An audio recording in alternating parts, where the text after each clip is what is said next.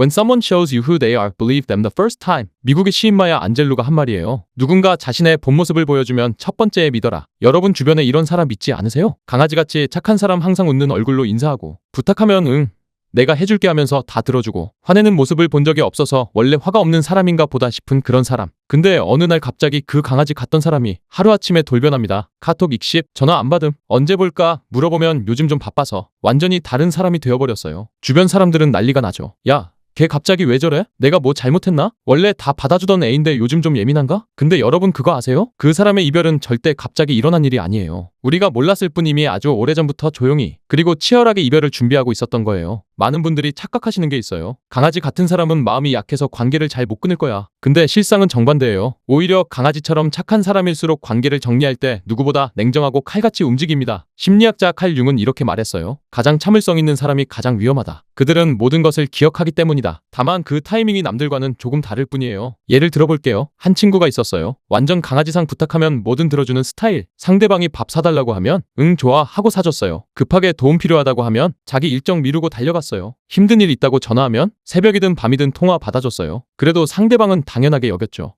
고마워 말 한마디로 끝. 밥을 사줬는데 다음에 사준다는 말은 없고, 도와줬는데 나중에 그때 정말 고마웠어 하는 말도 없고. 오프라 윈프리는 이런 말을 했어요. 사람들은 자신이 대접받고 싶은 방식을 당신에게 가르쳐준다. 맞아요. 상대방의 태도가 바로 그 사람이 나를 어떻게 보는지 알려주는 거예요. 근데 이 강아지 같은 친구 겉으로는 계속 웃고 있었지만 마음속으로는 점수를 매기고 있었어요. 내가 밥을 샀을 때 상대방이 진심으로 고마워하는지, 아니면 당연히 내가 사는 거라고 생각하는지, 내가 힘든 부탁을 들어줬을 때 나중에라도 되돌려주려는 마음이 있는지, 아니면 고마워 한마디로 퉁치고 또 부탁을 하는지. 겉으로는 여전히 웃고 있고 친절하게 대해주니까 상대방은 꿈에도 몰라요.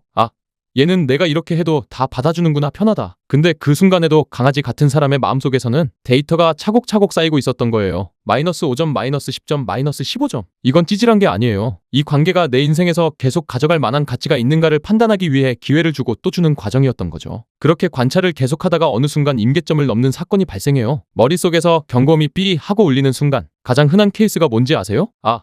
나는 이 사람의 친구가 아니라 감정 쓰레기통이었구나 깨닫는 순간이에요. 평소에는 연락 한 통 없다가 남자친구랑 싸웠을 때, 직장 상사한테 혼났을 때, 자기 힘들 때만 귀신같이 전화하는 사람들 있잖아요. 전화 받으면 1시간, 2시간 동안 자기 하소연만 쏟아내요. 강아지 같은 사람들은 처음엔 다 들어줘요. 그래, 친구니까 힘들면 들어줘야지. 근데 문제는 내가 힘들 때예요. 내가 좀 힘든 일이 있어서 이야기하려고 하면 상대방은 딴청을 피우거나, 야, 근데 나 바빠서 나중에 통화하자 하면서 뚝 끊어버려요. 이 패턴이 한두 번이 아니라 계속 반복되면 강아지 같은 사람은 뼈저리게 깨달아요.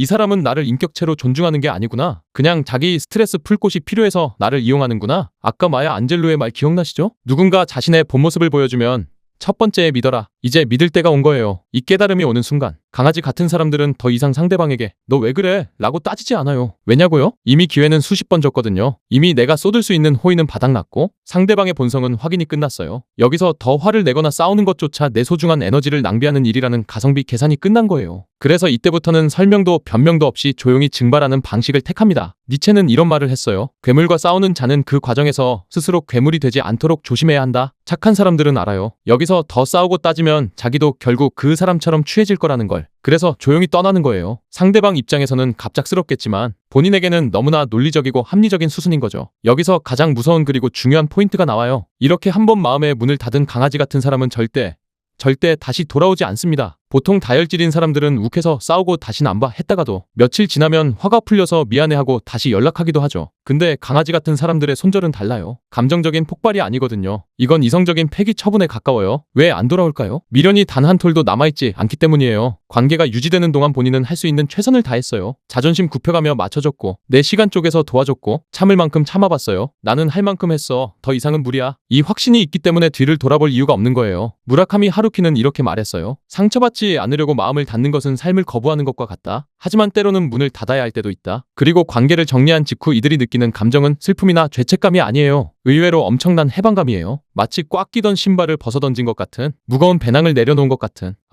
이제 좀 살 것 같다는 안도감이 밀려와요. 그동안 억지로 웃어주고 눈치 보고 감정 노동하느라 썼던 에너지가 이제 온전히 나에게로 돌아오는 그 쾌감. 그걸 맛보고 나면 다시 그 지옥 같은 관계 속으로 돌아갈 사람은 아무도 없어요. 결국 강아지 같은 사람이 먼저 관계를 끊는다는 건 그 사람이 변했거나 나빠져서가 아니에요. 그건 자기 자신을 지키기 위한 필사적인 생존 본능이자 나를 진짜로 아껴주는 소중한 사람들에게 집중하겠다는 성숙한 결심이에요. 브레네 브라운은 이렇게 말했어요. 우리는 우리를 사랑하는 사람들에게 우리의 에너지를 쏟을 자격이 있다. 인생은 짧고 우리의 에너지는 한정되어 있잖아요. 나를 호구로 보는 사람들에게 쏟을 에너지를 아껴서 나를 보석처럼 여겨주는 사람들에게 쓰는 것. 그게 진짜 현명한 삶 아닐까요? 혹시 영상을 보시는 분들 중에 내 친구가 갑자기 연락이 없는데 하시는 분이 계시다면 서운해하기 전에 가슴에 손을 얹고 한 번쯤 생각해 보셨으면 좋겠어요. 내가 그 사람의 착함을 너무 당연한 권리로 여기진 않았나? 내가 필요할 때만 그 사람을 찾지는 않았나? 그리고 반대로 지금까지 꾹꾹 참다가 이제 막 힘든 결정을 내린 강아지 같은 분들이 계시다면 꼭 안아드리고 싶어요. 당신의 선택은 틀리지 않았습니다. 너무너무 고생 많으셨어요. 이제 그 비워진 자리에 당신을 진심으로 존중하고 사랑해주는 좋은 인연들이 채워지길 진심으로 응원합니다. 오늘 영상이 공감되셨다면 여러분의 경험담을 댓글로 남겨주세요. 나도 이런 이유로 손절했다. 혹은 이런 친구 때문에 힘들다 하는 이야기들 함께 나누면 큰 위로가 될 것 같아요. 구독과 좋아요는 제가 더 좋은 영상을 만드는데 큰 힘이 됩니다. 그럼 다음 영상에서 더 단단한 마음으로 찾아오겠습니다. 감사합니다.